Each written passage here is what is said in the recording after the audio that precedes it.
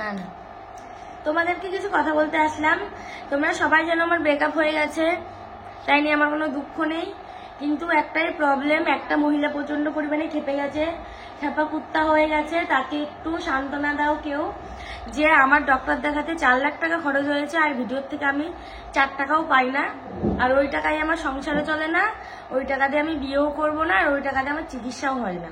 Video করতে ভালোবাসি তাই ভিডিও করি। হ্যাঁ, ব্রেকআপ হয়েছে সেটা জানিয়েছি তোমাদেরকে, ভালোটা তুলে ধরি তাই খারাপটাও তুলে ধরেছি। তাই ওনাকে একটু কেউ সান্ত্বনা দাও। আর আমি এমন কোনো সেলিব্রিটি নই যে আমাকে নিয়ে ভিডিও বানিয়ে উনি ফেমাস হয়ে যাবে, তাই আমাকে নিয়ে না বললেই ভালো হবে। আর ওনাকে কি বলবো, উনি তো আমার মায়ের থেকেও বয়স্ক। ঠাকুমা বললে কি উনি খুশি হবে? তাহলে আমার ঠাকুমা, ঠিক আছে, ঠাকুমার একটু খিটখিটে হয়, আগেকার যুগের মানুষ তো এইসব বুঝবে না, মেয়ে ব্যাপার ছেলের ব্যাপার। তো হ্যাঁ ঠিক আছে, কোনো ব্যাপার না, মানিয়ে নিলাম। আমার ঠাকুমা একটু বয়স্ক তো, উনি একটু খিটখিটে মতো হয়ে গেছে। তো তুমিও আমার ঠাকুমা, প্রণাম নিও ঠাকুমা, ভালো থেকো, সুস্থ থেকো। আর তোমাকে একটাই কথা বলতে চাই, এই ভিডিওর টাকায় আমার সংসার চলে না, এই ভিডিওর টাকায় আমার কিচ্ছু হয় না, ঠিক আছে? ভিডিওটা আমি শখে করি, আর নিজেও ভিডিও করো, আর জানো যে 10,000 ভিউজে মানুষ ক টাকা পায়, আর 2000 ভিউজে ক টাকা পায়। আমি এমন কোনো সেলিব্রিটি হয়ে যাইনি যার জন্য আমাকে নিয়ে ভিডিও করলে তুমি বিশাল বড় ব্যাপার হয়ে যাবে।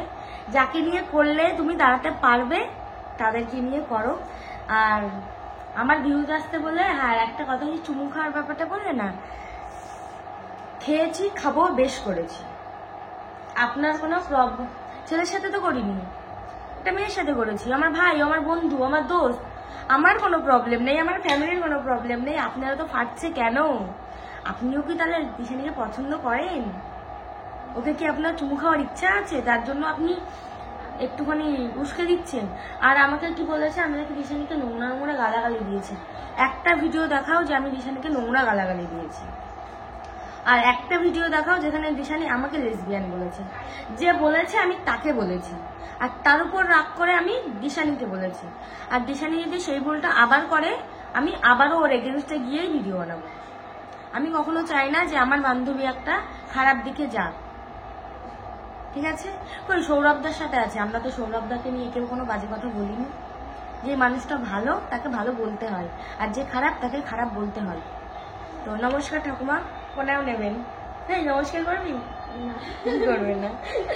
আপনি আমার নমস্কারের যোগ্য, আর কেউ আপনাকে নমস্কার করতেও চায় না। আপনি সেই জায়গাটাই রাখেননি, অভদ্র।